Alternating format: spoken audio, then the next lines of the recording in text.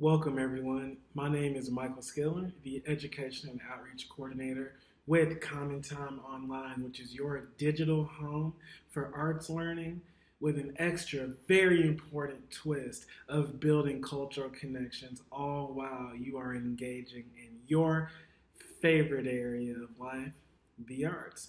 We are back with another installment of our interview series, Common Time One on One, where we try to sit down with the historians, the storytellers, the artists, the producers, the movers and shakers, everyone out there who are making the arts happen in hopes that the members of our communities, whether they be artists or learners or educators or arts organizations, can find some truth and some inspiration in their words to help them keep on doing what they're doing.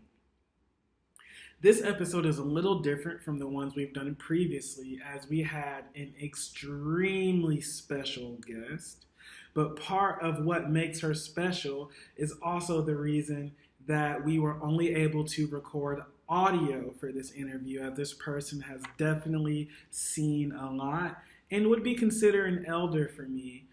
We had the pleasure of sitting down and speaking with Judith Anne Still, who is the daughter of famed African-American composer William Grant Still. So as we intro this interview, just a few words about her. Judith Anne Still, like I said, is William Grant Still's daughter. She was born in LA, and she is a writer who has published many books and writings about different things.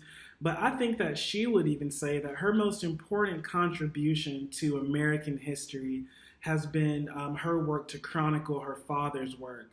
And we'll introduce William Grant Still in a moment, but Judith's contribution to that area is that she was able to find a lot of her father's lost manuscripts, over 150 to 200 works, and she started the William Grant Still Music organization, where she publishes his music, she promotes the playing of his music, she's produced books, other writings, documentaries about his life, just to make sure that he is not forgotten and that he remains one of the American masters in classical composition. So just for some background, here is a little bit about William Grant Still, who is her father, and he is definitely the most notable African-American composer in, I was going to say U.S. history, but maybe world history.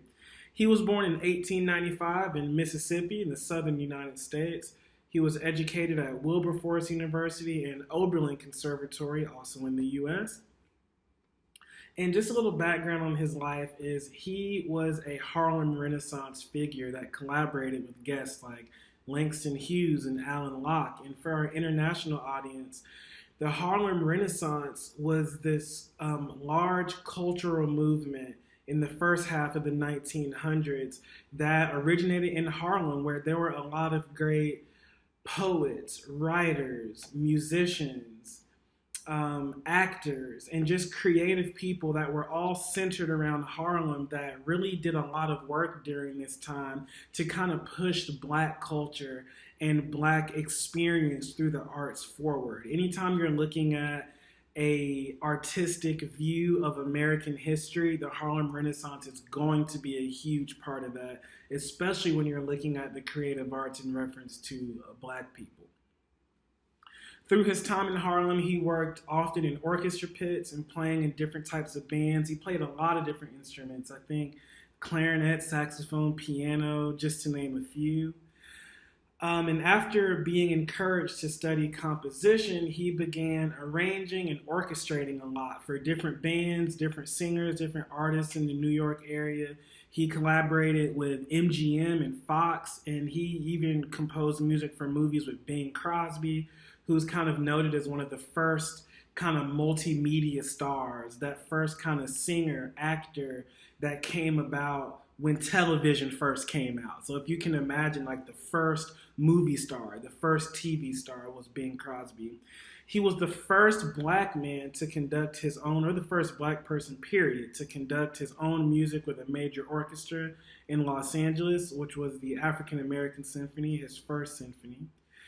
And he also was the first black composer to have his music played by a major orchestra when the Rochester Philharmonic premiered his African American Symphony with Howard Hanson.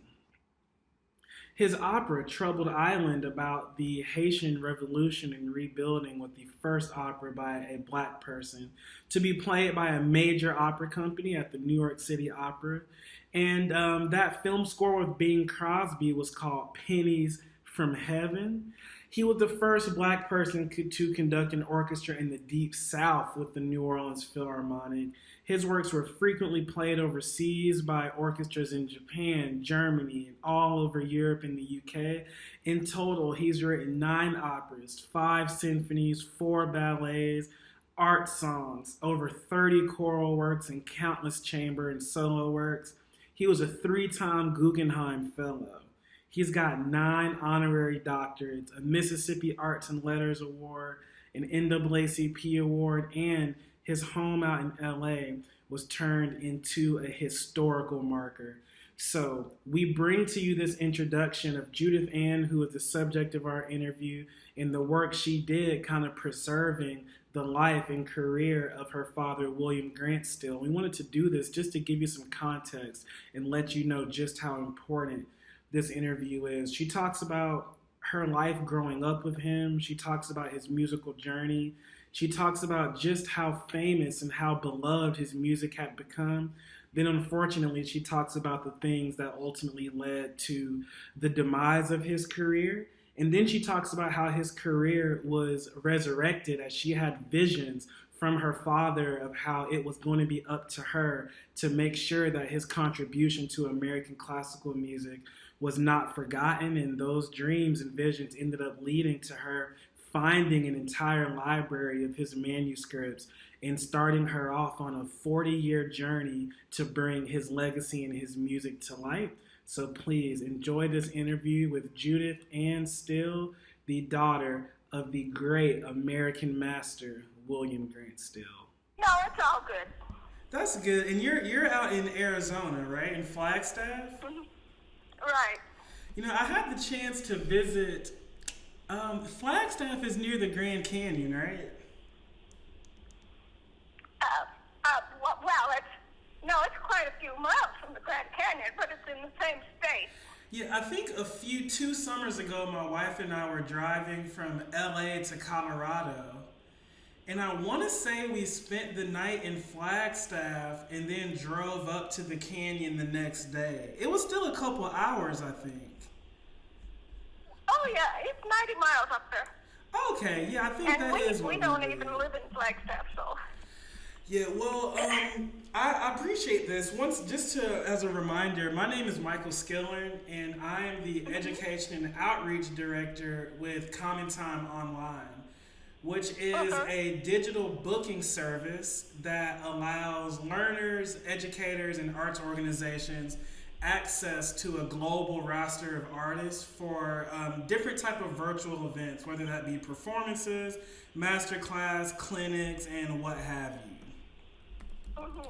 And I came in contact with you because your father's piece, or one of his pieces, is being played by the Portland Youth Philharmonic on April the 20th. And we are live streaming that concert on our platform out to a big international audience. And when we were speaking with some people from their organization, they let me know that they had spoken to you. And I always knew about William Grant Still, but I never thought about his family, you know? So when they told me that they had been in contact with you, I became really interested. And that is how I came to know about you. And I'm so gracious that you responded to my emails and that you agreed to sit down with us today. Oh, yeah. And they're playing Threnody in memory of Sibelius. Uh-huh. Yeah, they're performing on April 20th. So we at CommonTime we do an interview series called CommonTime One-on-One, and that is what we're going to do here today. If you would like to, I can quickly run through some of my talking points. Just so I don't want you to feel like blind. I'm probably not asking anything that you haven't been asked before, but I always like to do this just in case the guest, I don't want them to feel blindsided or like surprised by anything. Would you want to do that? Nothing surprises me. Yeah, you've seen a lot. You've seen a lot. Oh, yeah, I've been through it. I was actually talking because my grandmother, Mildred, I'm from Columbus, Georgia. And my grandmother, Mildred, is actually close to you in age. And I was talking to I'm her. 80 this year. You're 80 this year? She turned 90 this year. So, yeah. Oh, yeah, well, all old folk getting up there. Getting up there, but hey, she still says she's 90 years young. From hearing your voice, I feel like you're the type to say that you're 80 years young. Well, the way the slave owners treated their slaves, the slaves ended up having a greater longevity than the besotted white slave owners. So we're the beneficiaries of that condition, that most of our best athletes are black because they built up their energy and their capability while the other folk were sitting on the porch drinking mint juleps. Right. I never thought about that like that.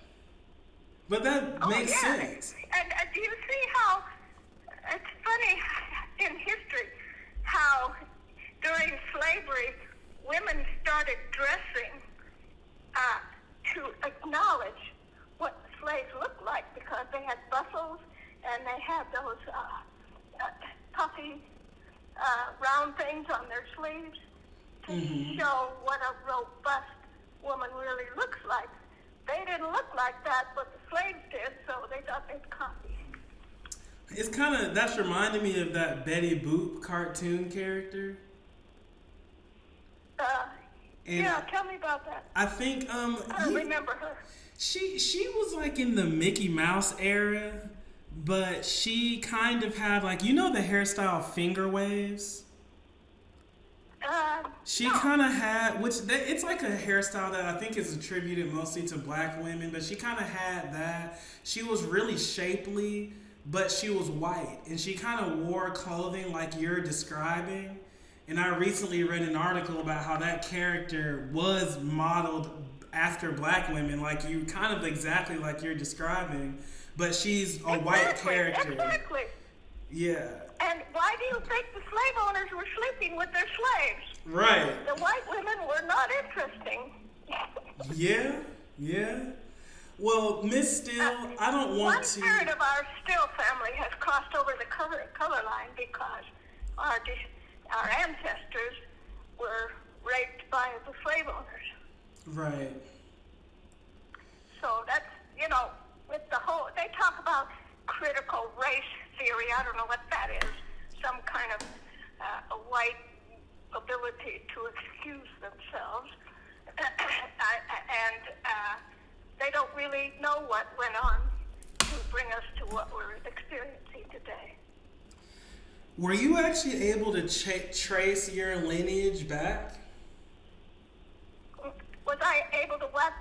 Were you able to trace your lineage back, like going back a long time? Oh yeah, because my great grandmother, Anne Bambro, was a slave, and she was part Native American, part Scotch-Irish, part Afro-American. By the time slavery ended, she helped raise my father and told him about what was going on in slave days. Oh, wow. Those stories are so special. I find myself speaking to my grandmother just about her life, as often as I can.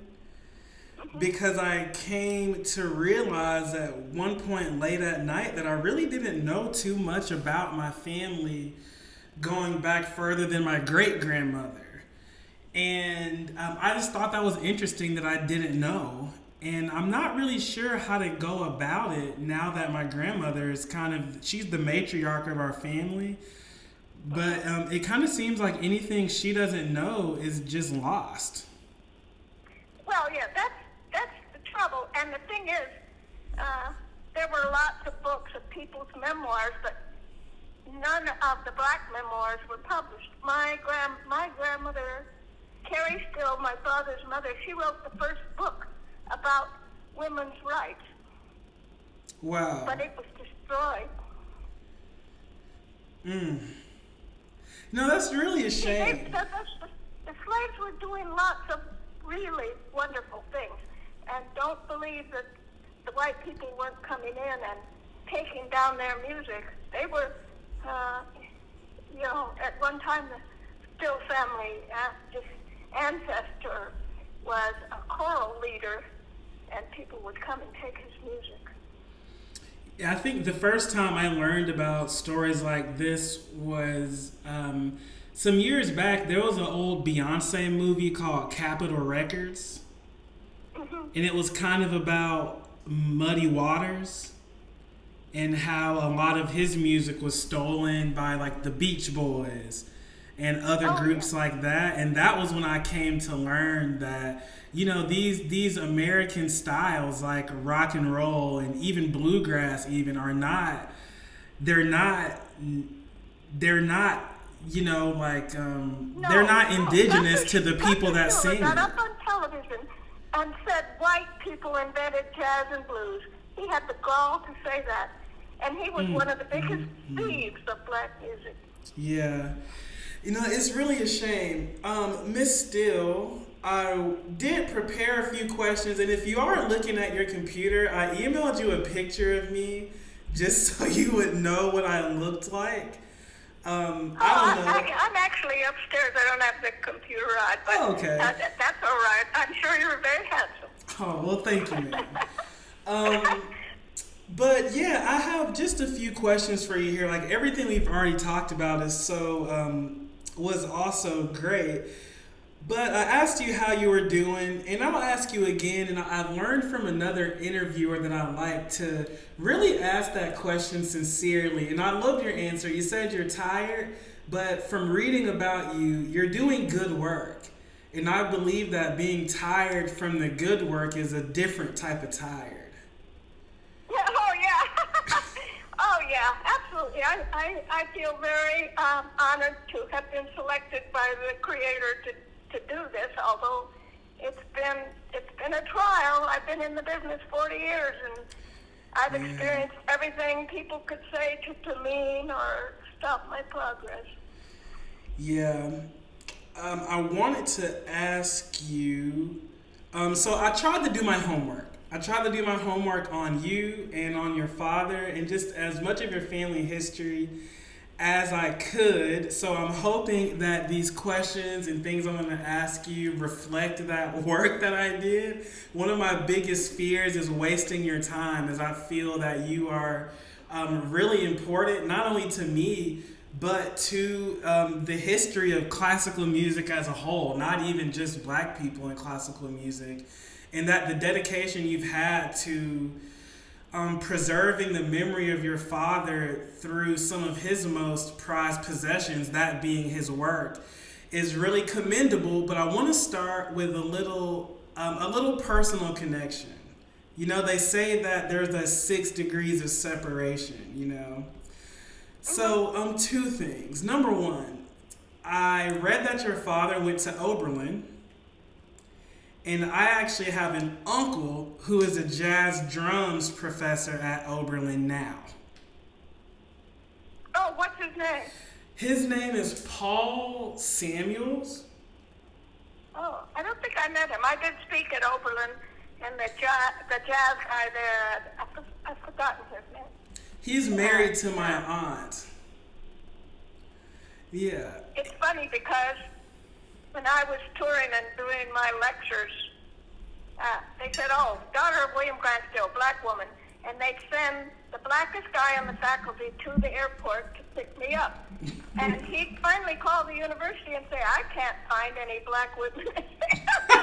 See, I look white. So I had to spend a lot of time in airports. Yeah, people looking for They you. couldn't find, see, my mother was Jewish. And the two most hated groups in the United States now are Jews and persons of color. Yeah, even today. Yes, ma'am. Yes, ma'am. No, it's getting worse.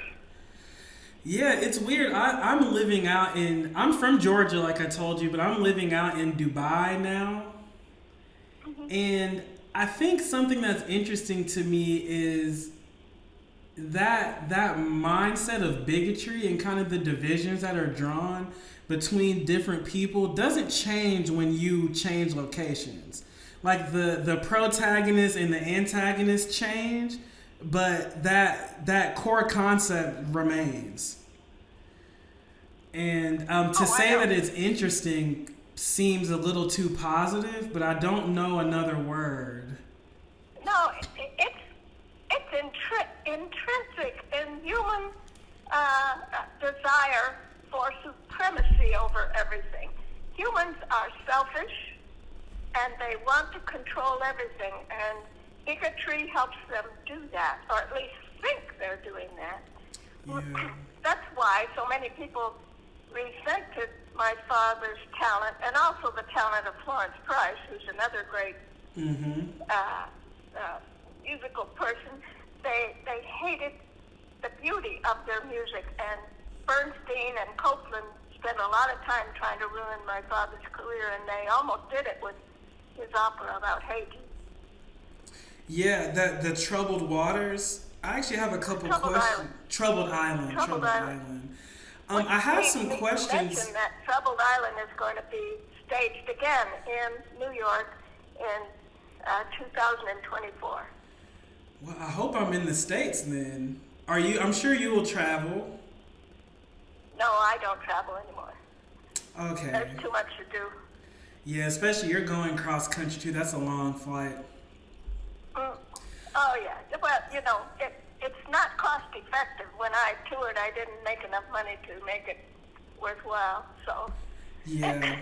And people, most universities they'd invite the daughter of William Grant Still, not knowing anything about me, because I didn't send them a bio on myself. I just, sent them material on my parents.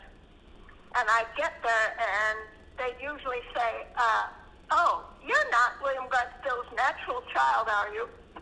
Excuse me? No, I made it up. I said, are you under the impression that black people, white people can't have babies? Right. Well, what you just said brings me two thoughts. One is that cost effectiveness of travel that you were speaking of was one of the precise reasons that our founder founded CommonTime, because there's a lot of great people like you and tons of artists around the world who people are interested in them, and they are interested in sharing that piece of their culture, but the cost effectiveness of bringing in guest artists is that provides a big barrier for a lot of these institutions, which is why people come to our platform to book these artists. So that's like a little background on the business we're running. But Ms. Still, I want to ask you about some of your memories growing up with your father. I recently lost my father, whose also his name was Michael Skillern. So that was of big interest to me. Like, what memories do you have growing up in that home? Oh, well, mostly, my parents were very busy all day. At night, my father would read us books and, read to us before bedtime, and we'd have prayers and all that. My parents were very busy because we were poor.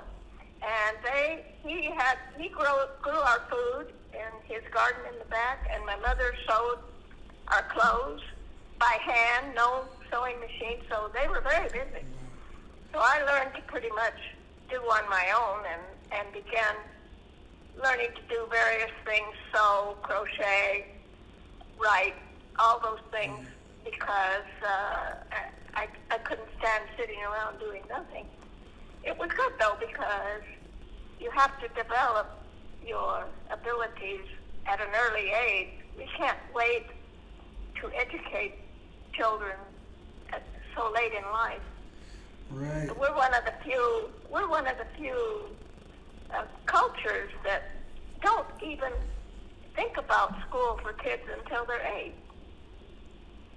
Right. Do you think that that time that you spent with books kind of led to you becoming a writer? Oh, I'm sure. I think everything lends to your personal experience, and I think, well, I am a believer in the organization of the afterlife. What we have on earth is not everything. There's a larger picture after we die, a place where we go that's beautiful, where they set up the system where we come back to earth to do a job with the populace and then go back there to prepare for the next job. I know that's true. As I was told, my father had dreams, and he told me that I was going to take care of the music and bring it to the public where it had not been before. So the current journey you're on now, that was kind of spoken into you. The current what? The current journey you're on now, or for the past 30, 40 years of you kind of taking over his musical identity and making sure it got shared, that was kind of spoken into you early, or he saw that in a dream. Oh, yeah. That well, you would be... in 1953, he was kind of psychic. And in 1953, he had a dream where he was walking with me in a field, and he pointed out a white house and white fence and some other things on the property. And he said, Judith, take care of the music because it will be worth millions of dollars. And then when we decided to move to Flagstaff from Los Angeles, the only piece of property we could get was within our means was the field with the white house and the white fence and all the things he described. It's uncanny how that works, but I do believe that some people just have a thread between them and something else. Like we as humans don't always know what that something else is, but there's some special people that can really see that. Oh, yeah. I have psychic friends. A lot of times our family wouldn't have survived if psychics hadn't warned us of certain things to watch out for. We had an intermarried couple in L.A., they were black and white, a black man and a white woman, and they moved into another neighborhood, and the white people burned them up in their house. So we had to avoid stuff like that. Somebody put poison in my father's refrigerator one night. Goodness gracious. It was a very dangerous time to grow up. Even though we lived in a Negro neighborhood, it was a very dangerous time to grow up. And certainly we learned that when Mr. Floyd went down. We saw the whole past of the African American people in Mr. Floyd. Yeah. Did your father share a lot of these different types of stories or his dreams and experiences with you? Like, I know a lot of his musical career took place before you were born, but but you see, my parents were, my mother was a writer, and they kept logs. They have books of dreams. They recount the dreams they had, and they're pretty remarkable. My father talked about one dream in which the higher spirits or angels took him up to a high place and taught him secrets of the universe. And so, they listed all these dreams in a book. Do any of them stand out to you today? Pardon me? Do any of them stand out to you today, like that you remember? Not right off the bat. Yeah. Not right off the bat, but I'm sure in one dream they were told not to ever to drive. I think they said on December 22nd, because if they drove on December 22nd, there would be a fatal accident. So they never drove the car on December 22nd after that. You know what's funny is because I'm a black man, but my wife is Vietnamese, and I'm gonna have to apologize to her after this because her mom is always saying stuff like, of course I'm exaggerating, but she'll say things like, "Oh, don't eat cauliflower on the second Thursday of the month because this, and this will happen." And I always kind of laugh to myself. But now that I'm listening to you, I'm starting to think that sometimes the reason she says these things is because she believes it. And our reality is, the personification of that belief. So maybe I need to start listening a little more closely to these like wives' tales and stuff. You have to go to the Bible. Look how they resorted to prophets for information on how to get along in life. We don't do that now. Everybody debunks the psychic prophecies and things of that nature. But they're very important to guide us and help us along. Yeah. How else do we contact people who are much smarter than we, and they're not alive, they're in another dimension? I learned when I was born that the life after death, the place where you go after you die, is about 3 feet above the earth. And we can't see it because it's of such a high vibration that we don't see it. Sometimes I saw a ghost show where they were viewing the ghosts, and the ghosts were seeming to walk 3 feet above the earth. So I think that rings true. And when I was little, I really didn't want to be on Earth. I think I knew what I was going to be up against. But I saw myself trying to walk 3 feet above the Earth. Wow, that's so crazy that you say that, because my mother-in-law, this same lady, used to say that before Christianity came to Vietnam, that Vietnam was a very haunted place because all of those spirits stayed on the ground. Like, and that's how she described it, and there was no ascent, because I guess the Lord, the people weren't believers at the time, and she used to say that they were on the ground. Yeah, well, she's right. The thing is, when people die, if you don't believe that there's anything after death, you're not going to go anywhere. And my husband died at an early age, 28. I'm sorry. And he did not believe. He was in the Methodist church, but he didn't have any idea about the afterlife. But I clued him in on what I thought about the afterlife. And later on, a psychic told me that, your husband has volunteered to help lost souls get to the higher vibration. So he's continuing what you told him, trying to tell somebody else. Yeah, well, one thing, it is helpful to realize that in the universe, every action has an equal and opposite reaction. And if you do dirt to people on this earth, it's going to come back to haunt you, and you may come back to earth in another body, and the same thing will happen to you. So you better clean it up before you get over there. Right. In fact, I have a favorite psychic, and the last thing she said to me last time I talked to her, she said, a man named Bernstein comes to me. I said, that wouldn't be Leonard Bernstein, would it? And she said, yes, and he apologizes to you for what he did to your father. That's beautiful.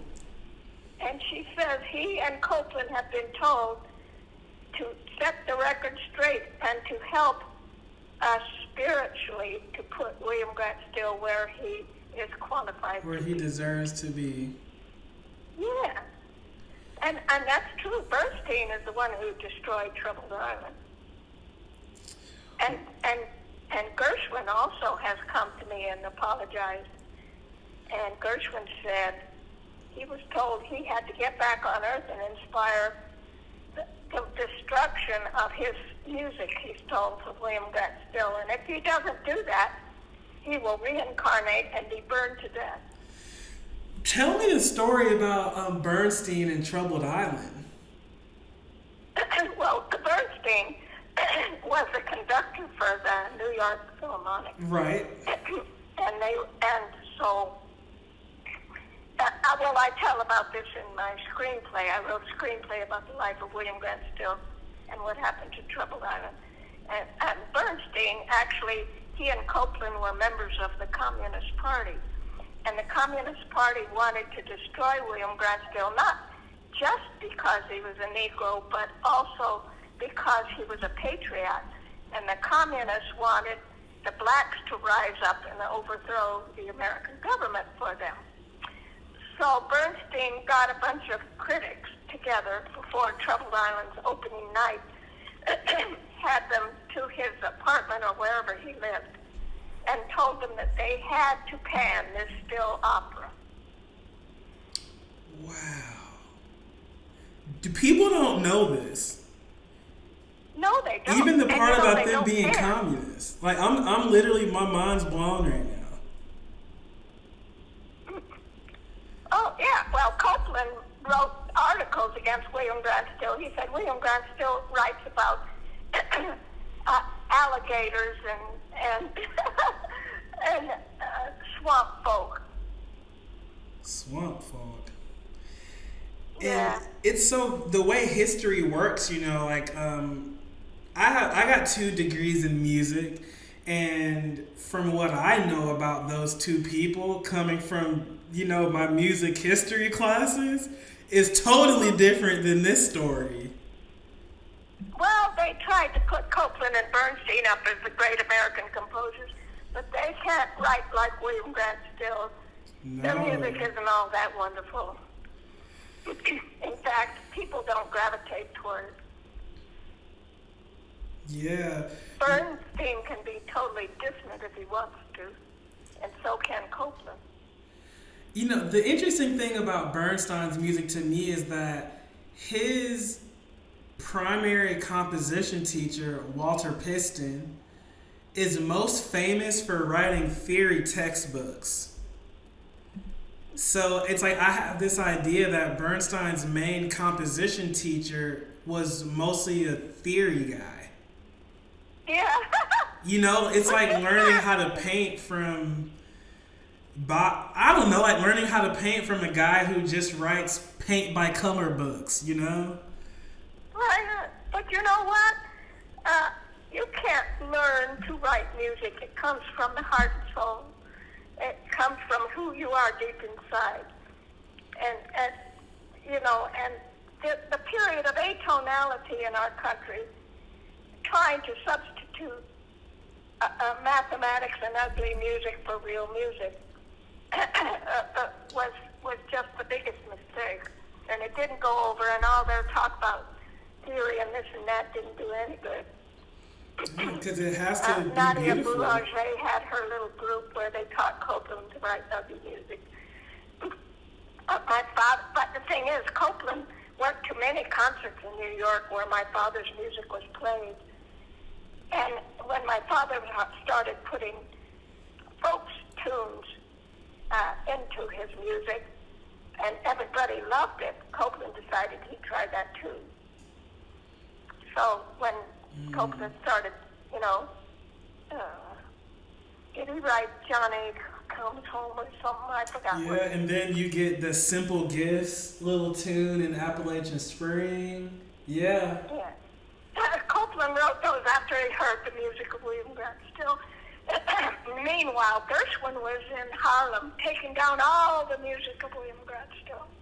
Right, and he's kind of credited with that whole jazz symphonic fusion, you know?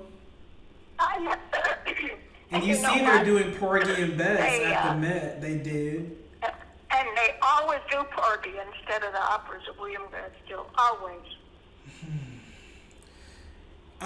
Speaking of New York, I know I've been reading about how one of your father's operas used a libretto from Langston Hughes. Yeah, And I wondered what type of company do you remember your father keeping? Were there just, like, I imagine your house being just kind of like a revolving door of these great thinkers. Was that the case? Oh, no. Well, Langston came out to California to write the libretto of Troubled Island, and he stayed in the Dunbar Hotel, which was the only hotel blacks could stay in. And we visited him there. And then he just wrote it, and then he went back wherever he came from. The trouble with Langston was also a member of the Communist Party. So he actually became part of the pushback against Troubled Island, because my father wanted the opera to be about the triumph of the blacks and the value of the blacks rebuilding Haiti, and Langston wanted it to be a movie inspiring revolution in the United States. It's because he was a communist. So they fought about that, and when Bernstein decided to take out against the opera, Langston helped him to destroy the opera. So it's your own people sometimes. Oh, yeah. Well, Langston was a different person than Langston was gay. I don't fault him for that, but he did make a pass at my father, and my father refused him, and so that was also irritating to him. That happened to me once before. So I can understand. I definitely understand. It's kind of hard to keep friendships after that, for some people at least. Oh, it's almost impossible. Yeah. Well, this is so him interesting. He was going to tell everybody that my father was gay anyway, and my father laughed at him and said, "Nobody's going to believe that." Wow, if I were a rich man, Miss Still, I would send you back on that tour, because the people need to hear this more than just me. So when I get some money, you and I, we're gonna get us a nice tour bus, and we're hitting the road. No, I'm not going to travel anymore. I've got a big job. You know what we're going to do? What? We are going to build the biggest black music center in the nation. We have 35 acres here. I'm going to buy 10 more, and we're going to put up a complex of opera houses, college buildings, all the things that you need for a music center. Wow. What do you think you'll call it? Millions. And we don't have millions. Or, no, I said, what do you think you will call it? See, here's what happened. A few years ago, I was sleeping, and all of a sudden, in my dream, I saw my room. And my father came in the door and stood by the bed, and he said, "Judith, there's going to be a very famous movie about me and Troubled Island. But if Hollywood writes the script, it won't be me. It will be their stereotype. So you have to write it. So get busy." And then he left. So I said, "Whoops, gosh, okay." I did. So I wrote the script. And I finally got PBS to like it, and they said they were going to do a 7-hour series. But they hired a white screenwriter to write the introduction to the series, and he read my screenplay, and he loved it, and he rewrote it, took out all the racial stuff, and put his name on it.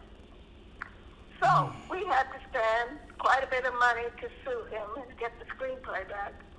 So now we're back to square one, trying to get the screenplay to MGM. To MGM?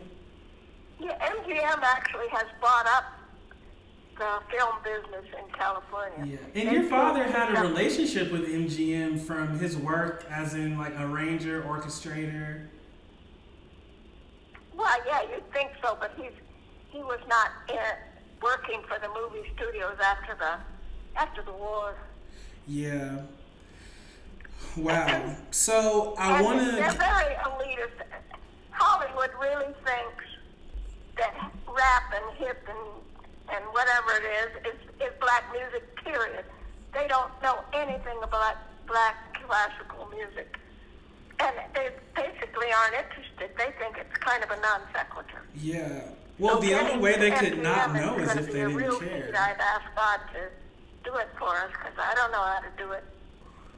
Yeah, and I do think, man, if you can, I guess a lot of the people in my generation are choosing to go the more independent route as creatives, because when you get in these boardrooms with these people, that's exactly what they're going to do. They're going to take your screenplay, they're going to cut half of it, rewrite it, and then say that they wrote it. And I think that's what happens a lot of times, even today with any movie or TV show you see. I always think, like, what was the original manuscript of this show or this movie? And then I want to compare that to what comes out, because that is what they do. Oh, yeah. And the only one who doesn't do that is Oprah Winfrey. Yeah. She kind If of I lets could it get go her as it interested, is. if I could get her interested into my screenplay, we'd be home free. I don't know how God's going to fix it, but I have to trust him. Yes, Him, her. ma'am. Miss Winfrey, if you hear this, my name is Michael. I'm sitting here with Miss Still. We've got a screenplay for you. Maybe she'll hear us. Oh yeah, it is gonna bust everything open. The one thing the screenplay doesn't discuss that I have to tell the world, and I had a dream about this. I was floating in space, and suddenly a great voice said, "In December, human beings will finally understand that there is no such thing as race." And then it was explained to me that, which I already knew, DNA has proven that Adam and Eve were black in Africa. And then archaeology, doing their work in the Tigris-Euphrates, they also found that there was no white civilization in the Tigris-Euphrates. The first civilization was a civilization of color. We have to get people to understand that so they stop talking about race as if it actually is something that occurs. Yeah. That always seemed common sense to me, just because of the location of those places. Oh, yeah. Well, now they know there was a great continent next to Africa, that it split off from Africa. It was called Atlantis. And there was another continent named Lemuria, which was next to the Western Hemisphere. Mm-hmm. And the Lemurians eventually became the Native Americans. So people don't know that, but you see, the people who publish and make history known to the public are ignoring all that history. Because Right. people might get settled on this idea that the first great civilization was a black civilization. I want to draw another personal connection to your family. So, and maybe you can shed some light on this. I was Wait a researching. minute, let me try to turn you up. You're very faint. Okay. Okay, say that again. Can you hear me now? Oh, that's better. Okay. I need to keep turning my phone up. I want to make another personal connection to your family. It said when I was researching your father that his first symphony was premiered in Rochester with the conductor Howard Hanson. It was. I was able to spend a summer at Interlochen in Michigan, where Howard Hanson composed his second symphony. And there's a lot of buildings and things like named after him, and his name is always spoken about at Interlocking for that reason. So that's like a second loose connection. That's about as loose of a connection that they come, but a connection nonetheless. Oh yeah, absolutely. Hanson was very big in music in those days. My father wouldn't have gotten his career started without Hanson. And I like Hanson's music too. Oh yeah, it's very pleasant. What was the journey like for you starting this publishing company, and how you found all those manuscripts, and what was that journey like? Just a lot of work. I started by sending letters to every musician or musical organization I could find about all the mailing lists, and just started sending letters about my father's career, who he was, what he accomplished, and then advertising his biography and other things. And we got started by doing that, and we get orders here now, but lately the orders are just avalanches of orders. Yeah, I was gonna ask you about that. I know, cause I'm a percussionist, and a lot of marimba players right now are playing these Florence Price arrangements. And I wanted to ask you, what has it been like seeing, because I imagine, like you said, given the social climate in America now, that there has been an uptick of interest in his music. And what's that been like riding that wave? Oh, yeah. Well, a psychic said to me, before this rush of interest in Florence Price, a psychic told me that my father and Florence Price were friends on the other side, and they have agreed to work together to push both of their works together. And that's when the big flood of interest in Florence Price and William Grant Still began. Yeah, that's amazing. Just speaking with you is really eye-opening. I really like your belief. I heard a comedian say once that if you don't believe in something greater than yourself, you can't achieve anything greater than yourself. And I think your commitment to listening to those voices, because we all hear them in one way or another. You just have to decide if you're going to act on it or not. Well, there are advisors on the other side who are there just sent by God to help people if they're doing something positive, and you can call on them for assistance, and they will help you. But the fact that most people, although they go to church, they don't believe that you're going anywhere after that. They're thinking they're going to sit on a cloud at God's feet and do nothing. No, you're not. You're going to work. No, you're not. So they don't see the other side as being viable or being able to really get help from there. Yeah. But it's a beautiful place. I remember being there. In fact, they took me back to be there to meet my aunt after I had helped my aunt while she, in her last days, years, weeks, and I wanted to tell her something. And so they took me to see her on the other side. I had to be escorted. She was sitting on a couch in a room, and I said, Aunt Dolly, did you know that your supposed friend is stealing your money to pay his own bills? And she said, no, how did he do it? I said, on the internet. She said, well, there's nothing I can do about it now. But she liked him better than me, but I was taking care of her. He was doing nothing but robbing her. Mm. So the last time I talked to a psychic about her, she said, my aunt came to me and apologized for, not appreciating what our family did for her. Yeah. She didn't like my father because he was the wrong color. She was such a racist.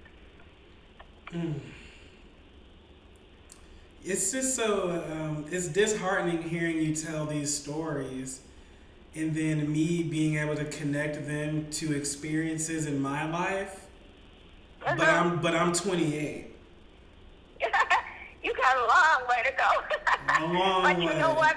I hope you are going to come into a better world than I've been through and my parents that have been through.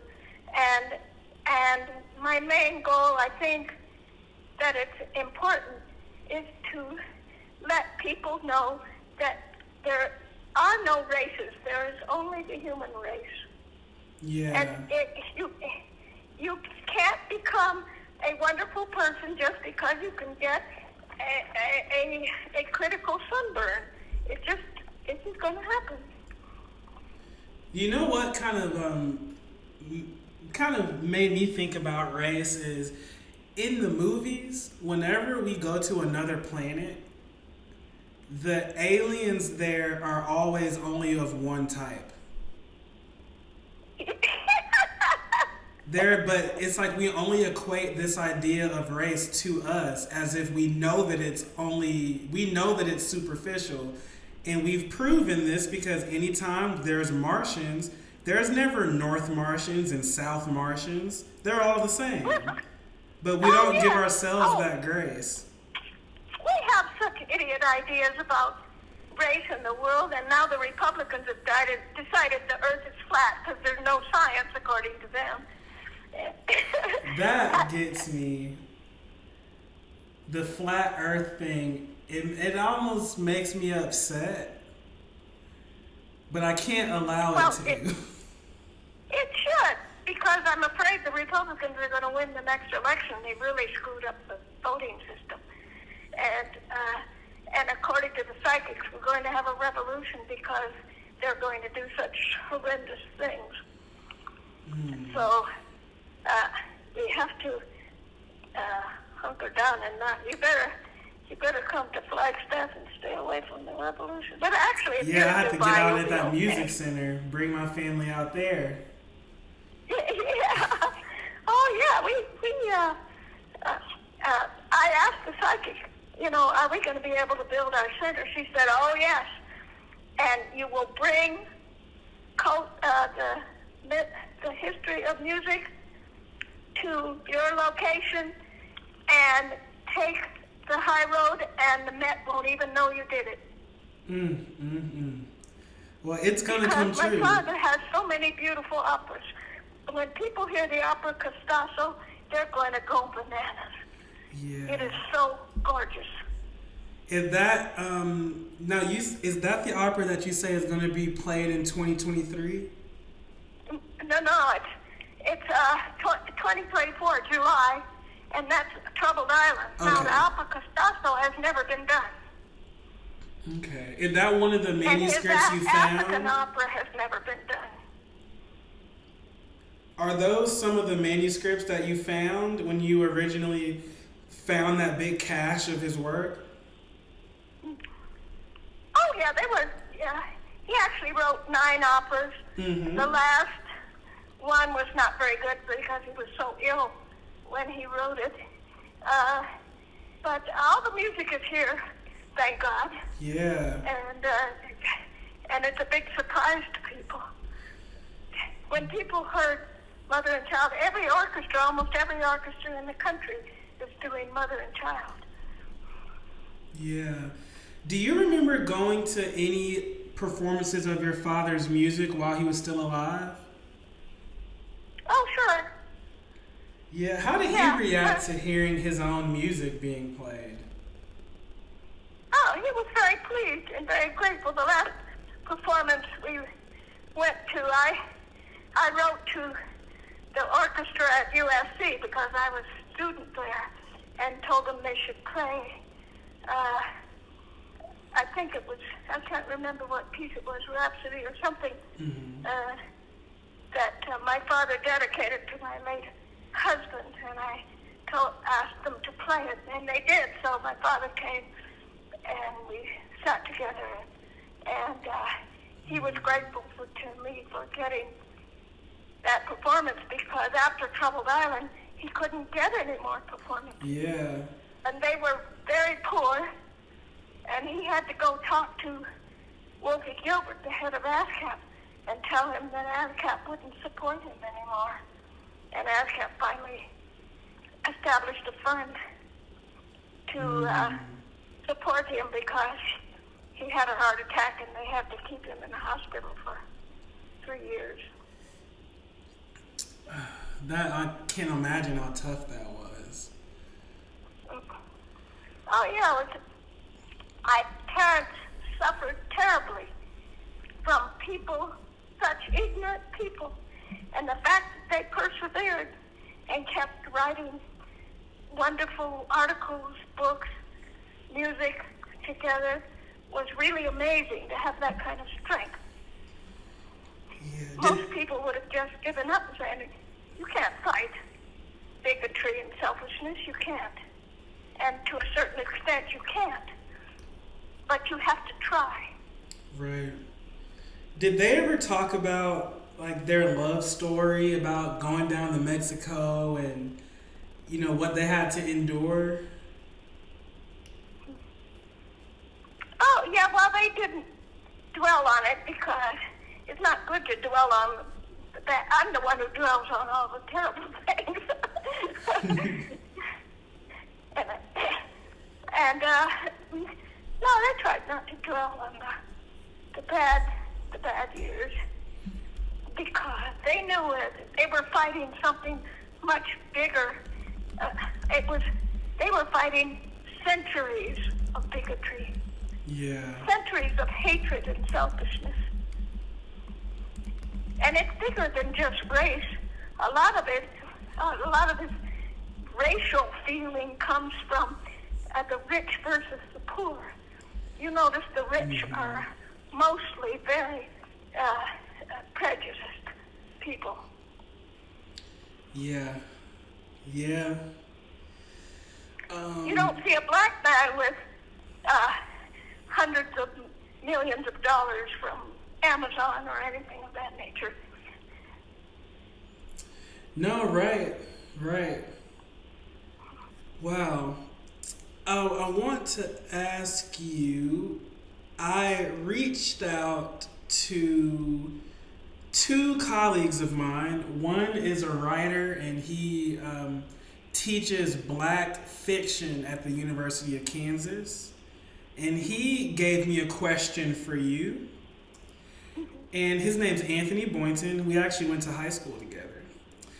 And he asked me, I feel that you've got such a deep connection to your father's music and such an ear for it. Do you hear your father in any other people? Do you think that he's had a big influence on the music that's being written today? I mean, you told me about Copeland, but are there anyone else that you kind of hear your father in? No, because actually I don't really listen to the radio music anymore. I don't hear him in anything. Of course, I hear him in Gershwin. I listen to that Gershwin orchestrated a movie. I forgot the name of it. It was something about, can't remember the title, but all of the music in the background of that movie was William Grant Still's music. Mm-hmm. Wow. And all of it. Another question from a black composer, Joe Moore. And I like this question because I saw in an interview you did with USC, you said you could always hear your father playing piano, kind of echoing through your house. And Joe asked, what was kind of your father's day-to-day musical life like? Like, was he kind of like an artist in that general idea of an artist, you know? Well, he would cook breakfast. My mother did lunch, which was really dinner. Later in the evening, we didn't have dinner. Late in the evening, we had dessert. But in the morning, he would cook breakfast, and then he would go write music until noontime.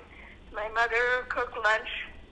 We had lunch, and then he'd go out in the yard and work in the garden. Okay. And he also made all the furniture for our house. Yeah, I saw that in that USC interview that he was a carpenter. Yeah, we still have a lot of that furniture. Yeah. Unfortunately, he made a lot wonderful train sets for my brother, but when my father fell on hard times, he had to sell them. Oh, wow. Yeah, I recently, my wife and I want to get a bookshelf for I have a 1-year-old, and we want to get her a bookshelf for her books. And I was telling her that I don't know why, I've never been a real handy guy, but I feel compelled to make this bookshelf. And I don't really know how yet, but I think I'm going to find out. Well, everything you learn to do is a growing thing, so go for it. Yeah, I'll have to get on that old YouTube and see if I can channel my inner carpenter. Just 2 more questions for you. What do you say to that young black classical musician? I think of myself, and especially trying to navigate a lot of these white spaces and subbing with these orchestras and playing with these orchestras, and it can kind of be a lot, and it's a burden that the other people don't see.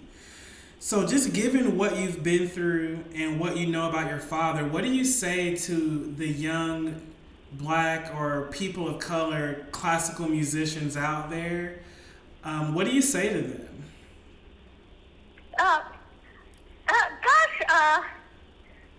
I don't know. I'm thinking of my father when he was asked to make arrangements for the first radio. He was the first black to arrange music for the first radio music show in New York, and he wrote the arrangements for the show, and they were a big seller, but the white conductors didn't know how to conduct them. They couldn't deal with this sort of syncopation and rhythms, probably. Yeah, they couldn't. It wasn't Baroque music that they could handle. So they asked my father to conduct on the radio, and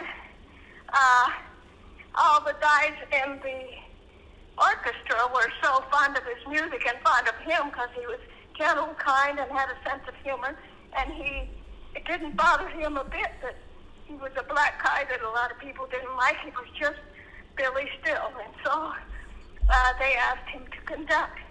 One Southerner in the orchestra objected to having a black man direct him. But everybody in the orchestra said, well, if you don't like it, you can leave. Right, there's the door. It's to the left. So he was from Texas. So he got up and started walking toward the door. But then he stood in the door and listened when my father began to conduct something. And it was so gorgeous. He finally crept back into the room and slid back into his seat and played along with the orchestra. And see, your father is better than me because I can be petty sometimes.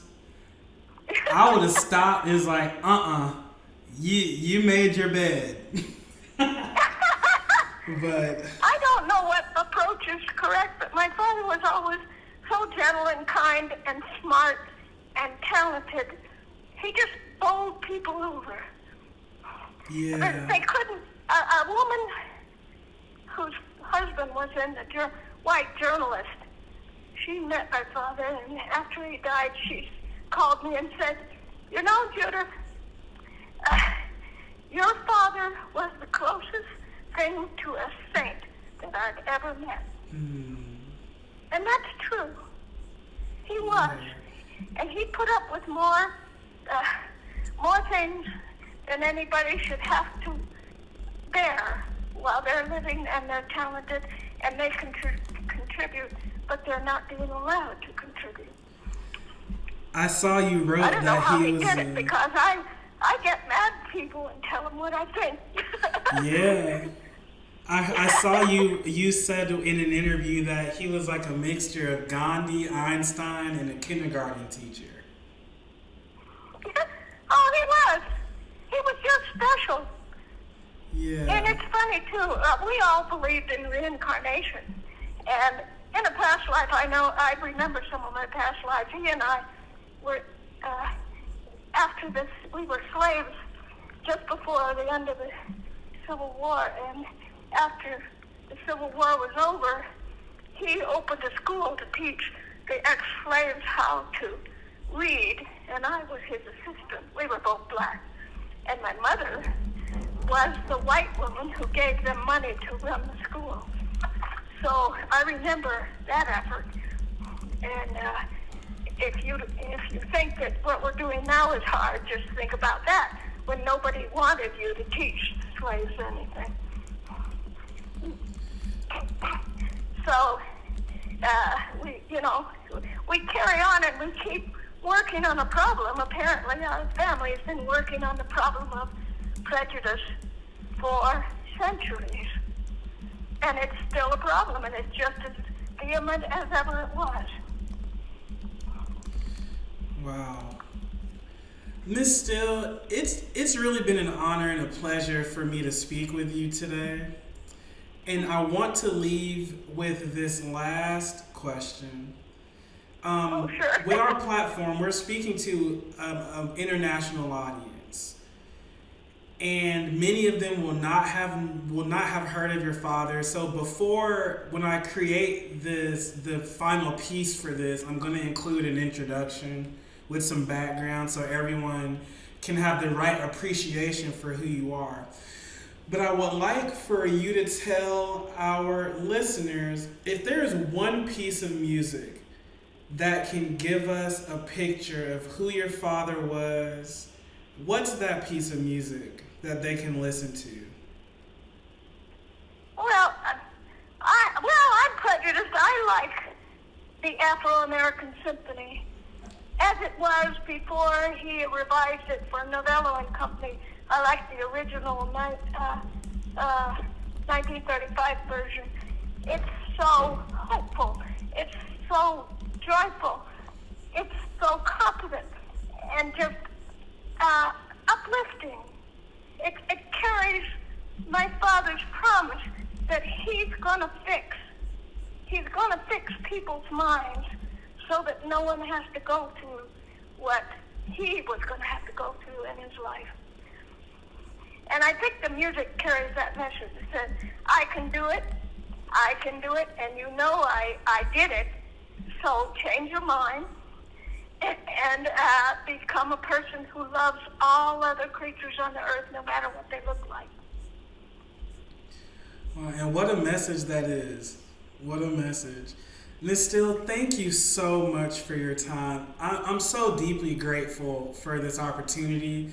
When you responded to my first email, I was so joyful. Oftentimes, we as humans have a tendency to feel that we're not worthy. And I'm just so grateful to have had this opportunity to be able to speak with you and hear your wisdom and hear these great stories. And I really can't wait for your music center to be completed so that you can spread this message and this music and these ideas of harmony and love. And I really think that you're a treasure. And I'm excited that business is booming. And I wish you continued success, ma'am. I'm really grateful for this time. I appreciate that. I thank you very much. I appreciate you very much. And I know that, you are doing a wonderful work, and you keep on. Don't ever be discouraged. Yes, ma'am. And I'm going to keep in contact with you. I'm going to make sure I check in with you. And I thank you, ma'am. I really appreciate this. Mm-hmm. Yeah, well, thank you for including me. I appreciate it. And you stay clear of the COVID. Yes, ma'am. You too. Okay. All right. God bless. Bye-bye. Bye-bye. Thank you for listening to our interview with Judith Anne Still. The stories she's telling, while not always happy, are so enlightening and provide such a different perspective on the history of American classical music, and it makes you think, who really are the American masters? Thank you for listening, and thank you to Ms. Still for your time. Just a little housekeeping. On February the 20th, the Toronto Opera Festival's performance of Beethoven's Ninth Symphony is streaming live right here on CommonTime, available right up here under the Arts Organizations tab. And as always, if you're interested in expanding your experiences in the arts, if you're interested in engaging your learners in a new and exciting way with an artist that's working in theater, dance, music, or visual arts, in a situation that can actually expand their cultural competence and add a little bit of cultural and international relevancy to your learning, then sign up for CommonTime Online today. We offer sign up as an educator, meaning you want to engage your students. We offer sign up as an individual, meaning you want to enlighten yourself. We offer sign up as an artist, meaning you want to share your gifts and your passion and your cultural DNA with others. And lastly, we offer membership to arts organizations that are looking to use our purpose-built artist booking and video conferencing platform to expand the outreach of your organization. Thank you, and we'll be back with that next CommonTime one-on-one.